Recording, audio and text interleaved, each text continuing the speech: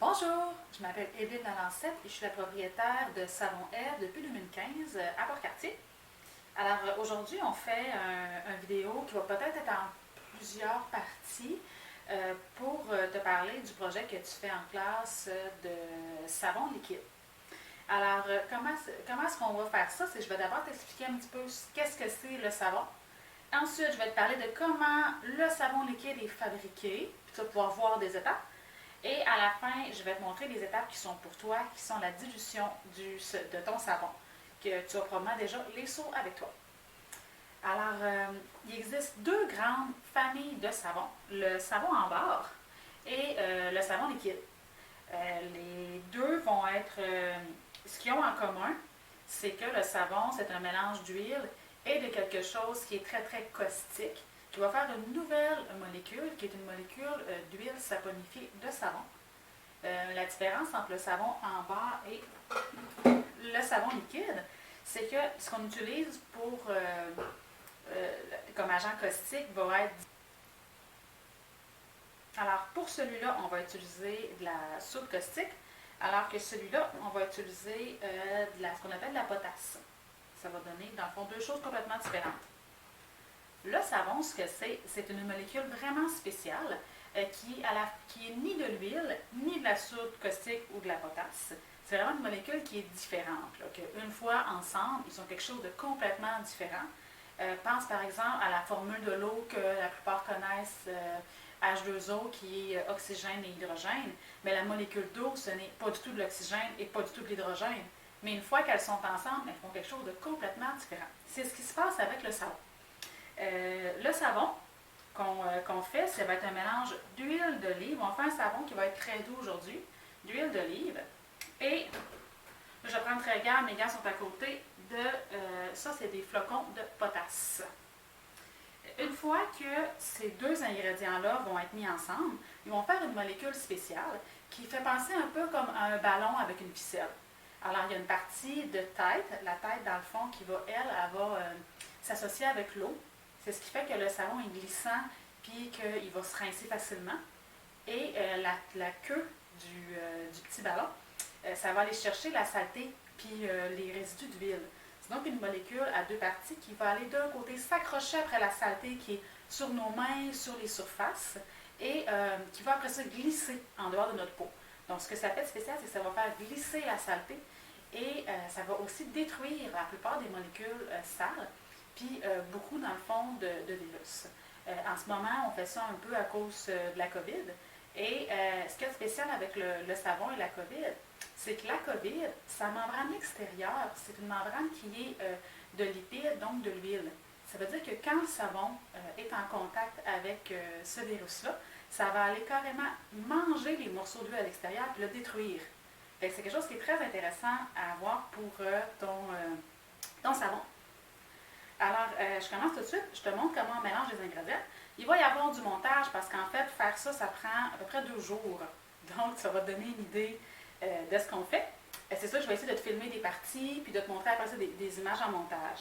Donc, ici, j'ai déjà mon huile d'olive qui est mesurée. Je vais juste la verser dans mon chaudron. Là, j'ai noyé ma cuillère, j'aurais dû l'enlever. Et je vais l'allumer. Une chose très intéressante que je vais te montrer dans les prochaines minutes, je vais mettre l'équipement de sécurité parce que cette partie-là, elle est dangereuse et c'est pour ça que tu ne la fais pas en classe. C'est que la soude et la potasse, ce sont des produits qui sont très, très, très caustiques. Donc, ils vont faire, c'est l'inverse d'être acide, c'est très dans le fond basique, puis ça peut faire une brûlure chimique.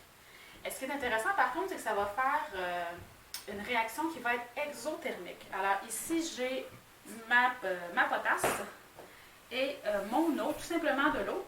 Et les deux sont froides, mais quand je vais les mettre ensemble, ça va se mettre à chauffer. C'est une réaction qui est exothermique, donc exo qui sort, et thermique la chaleur. Donc c'est une réaction chimique qui va produire de la chaleur. Puis j'ai le petit thermomètre ici, laser, puis je vais pouvoir te montrer les changements de température. Alors, j'ai la caméra dans le cou. T'excuseras un peu, il va y avoir probablement des mouvements, des choses comme ça. Et présentement, le thermomètre laser m'indique que mon eau est à 66 Fahrenheit, donc c'est de l'eau froide. Et ma potasse, ça aussi. Donc, les deux températures pièce. Je vais créer un mouvement dans mon eau parce que je ne veux pas que ça fasse de moton, puis je vais y aller doucement. Surprends-toi pas, des fois, ça peut même faire des bulles. Des fois, ça va carrément bouillir. Puis, je vais saupoudrer petit à petit. Normalement, je ferais ça à 2 mains. Et j'utiliserai mon autre main pour constamment brasser. Mais là, je tiens ma caméra. Oh! Entends-tu?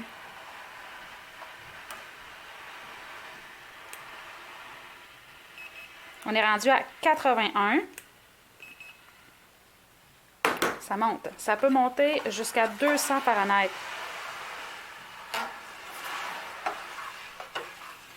On peut même entendre la réaction chimique, c'est assez particulier. Je ne te cacherai pas que je vais un petit peu vite. Là. Je pourrais y aller plus doucement avec ma soude, mais on ne se cachera pas que je suis une professionnelle. Je fais ça depuis des années. Donc, je suis habituée, j'ai mon équipement de protection qui est sécuritaire.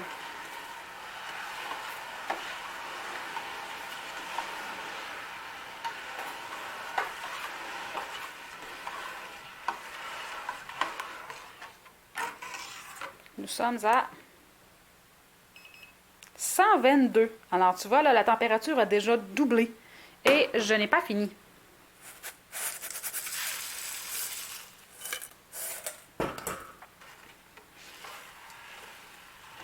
J'en profite pour te parler que le savon liquide, c'est un savon qui doit être extrêmement précis.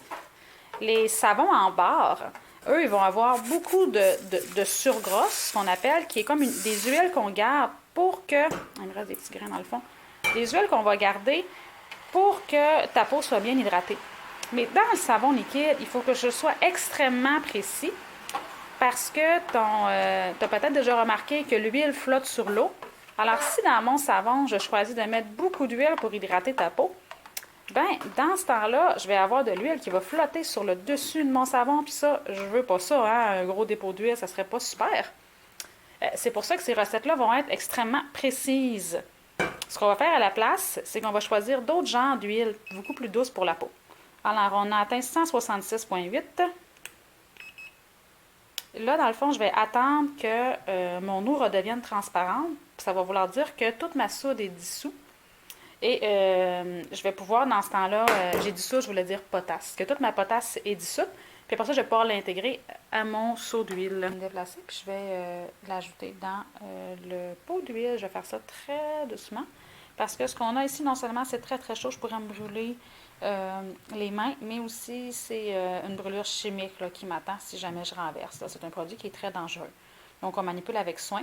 Fait que je vais le verser dedans, mais je ne ferai pas ça en tenant une caméra. Alors, je viens tout juste de verser la potasse dans mon huile. Et sans surprise, l'huile flotte sur l'eau. Et là, ce que je veux faire, je veux forcer mes molécules de potasse dissoute à s'attacher après les molécules d'huile pour créer une molécule de savon. Mais pour ça, comme l'huile flotte, je vais devoir brasser. Moi, j'utilise un pied mélangeur. Ça va faire un peu de bruit. Mais dans le fond, regarde, tu vois, il faut tranquillement, pas vite, ça va commencer à se mélanger. Ah, ça change de couleur. Ça va prendre plusieurs heures. Alors là, je vais le mélanger longtemps, plusieurs minutes. Puis après ça, je vais remélanger à peu près à toutes les 15 minutes, une demi-heure.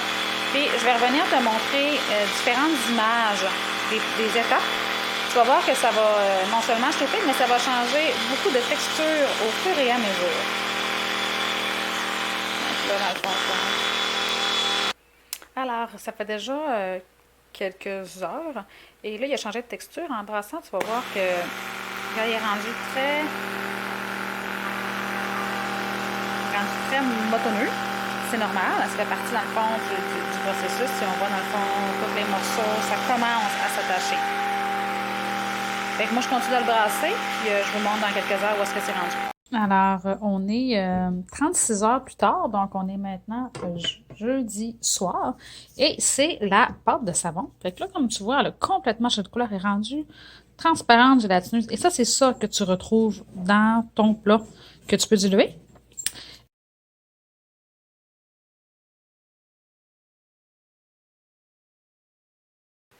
bonjour! Alors, on se prépare à faire la dernière étape qui est la dilution de la pâte. Derrière moi, tu vois tes seaux qui sont en train de reposer. Moi, je pense que c'est meilleur. Je préfère en fait quand la pâte a attendu 2 semaines avant de la transformer en savon liquide. Donc, la pâte que je t'envoie déjà plus de 2 semaines, donc tu vas pouvoir la faire immédiatement que tu la reçois. La pâte de savon, elle peut avoir différentes apparences. Elle peut être un peu plus liquide à des places, très très ferme à d'autres. Généralement, c'est blond, un peu transparent. Des fois, tu peux avoir des parties un peu plus foncées. Des fois, tu peux avoir des morceaux un peu plus blancs dedans. Ça ne change vraiment rien par rapport à ta pâte. Ça peut juste être qu'il y a une bulle d'air à un endroit ou un petit morceau qui a plus séché. Ça ne change absolument pas ta pâte. Alors, donc ça ressemble vraiment à ce que tu vas recevoir. C'est fait 100% huile d'olive. Donc, c'est vraiment un savon qui est très doux pour ta peau. Là, j'ai des petits gants, mais il n'y a aucun problème à être main nue pour faire ça. C'est vraiment comme un morceau de savon très concentré qu'on s'apprête à diluer. Excuse déjà pas. C'est sûr que si je fais ça tout le temps, ça peut être un petit peu fort, là, mais c'est vraiment du savon. Donc, tu peux avoir des petits gants ou être main nue, il n'y a pas de problème. J'ai un chien qui jappe en arrière-plan, mais ça fait déjà 4 fois que je reprends, fait que je parle à travers de ces jappements. Tant mieux si on ne l'entend pas. Alors donc là, on s'apprête à mesurer la pâte. Je vais tout beurrer ma machine. Alors là, ce qu'on a comme ratio, c'est à 1:4. Donc ça veut dire que là, si je veux faire 500 ml de pâte, 500 ml de savon, pardon, je vais mettre 100 g de pâte et 400 g d'eau. Donc, je pourrais prendre une cuillère, hein, tu sais, dans le fond, des morceaux de pâte. Ça va être plus facile à défaire si tu prends des petits morceaux que tu prends le temps. Moi, je suis déjà à 110, donc c'était un petit peu trop. 104, 96.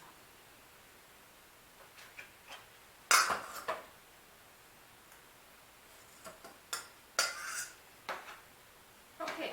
Alors là, avant de rajouter mon 400 ml d'eau, je vais en rajouter un petit peu moins. Parce que ça va vraiment dépendre de la texture que tu aimes.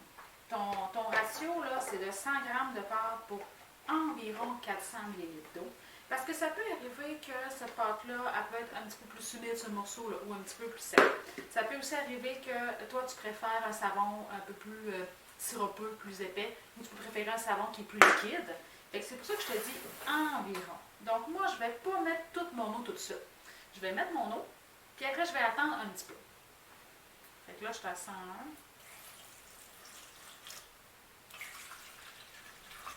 Je vais déjà pas mal préparer les ingrédients. Je vais donc me rendre. Je vais me laisser 50 ml d'espace, moi, dans ce cas-ci. Fait que là, je suis à 450. Il me reste un petit peu d'eau. Mon 50 ml que je pourrais ajouter de plus. Puis, j'ai ma pâte ici. Moi, ce que je peux faire, je peux, dans le fond, juste laisser l'eau comme ça. Partir faire autre chose, revenir dans une journée ou deux, puis mon savon va s'être liquéfié. Parce que tranquillement, là, ta pâte de savon, elle veut être liquide dans la vie, et qu'elle va aller s'attacher avec les molécules d'eau. Fait que je peux la laisser juste comme ça, puis attendre. Comme je peux prendre le temps de un beau blooper. Comme je peux prendre le temps de l'écraser doucement, puis pour la diluer. Tu sais, où je peux la laisser reposer. Ça va être selon le temps que tu as en classe là, pour la faire. C'est sûr que c'est plus facile quand c'est en petits morceaux. Là. Tranquillement, je vais le laisser faire. Je vais essayer de pas trop la brasser pour ne pas faire trop de bulles. Parce que ça va être difficile d'enlever la mousse une fois que ton savon va être fait. Quand ça va avoir dilué, que ça va être redevenu égal, tu peux avoir écrasé avec une fourchette un peu, tu peux avoir abrassé un petit peu.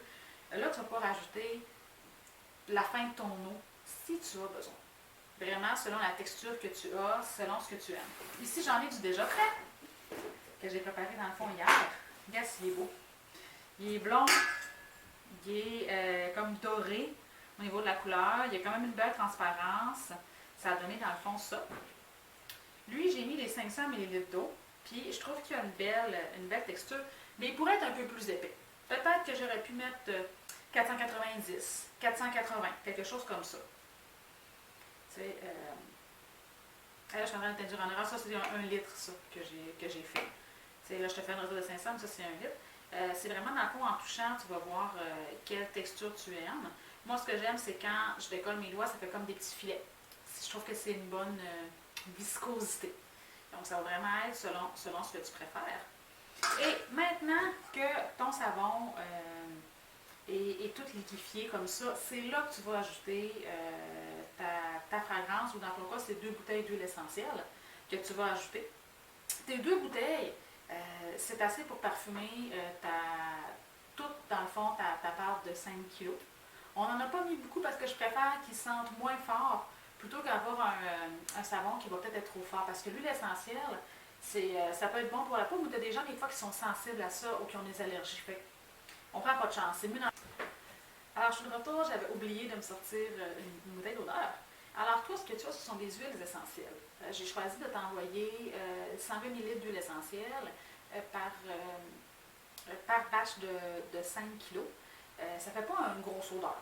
Puis c'est normal qu'ils ne sentent pas beaucoup. Moi, je n'aime pas prendre de chance puisque c'est fait, dans le fond, à la maison. Là, ça ne dérange pas qu'ils sentent moins, mais c'est parce que si ton savon est trop, si ta fragrance ou ton huile essentielle est trop forte, ben, ça peut être désagréable, ça peut être irritant. Alors, c'est mieux d'en avoir moins que trop. C'est vraiment dans le fond une question de préférence. Alors, pour le même ratio que toi, dans le fond, pour 1 litre, là, je vais aller mettre 6 grammes de fragrance. Je vais peut-être bien y aller avec 5, brasser un peu puis regarder. C'est pas beaucoup, mais c'est assez pour qu'il y ait une légère odeur, puis pour être certain qu'il va être correct. Si ça serait moi qui le ferais dans mon atelier, ben, j'en mettrais plus. Même chose si ça serait une fragrance à la place d'huile essentielle, j'en mettrais plus aussi.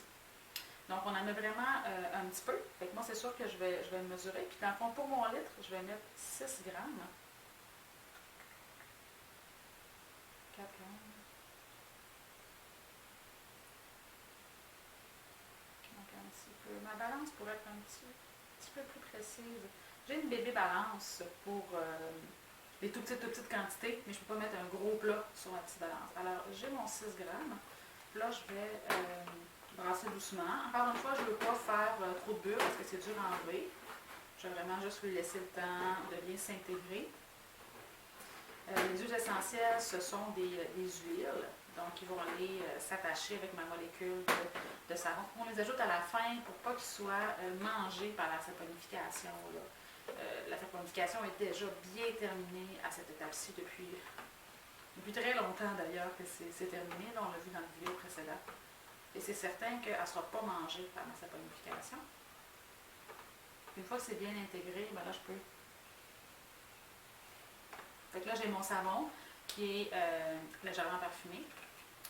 Moi, dans le fond, dans la dérivée dans mon atelier, j'aime ça y aller à peu près à... Ça dépend, dans le fond, si c'est des huiles essentielles ou des fragrances, là, mais j'aime ça un 2%,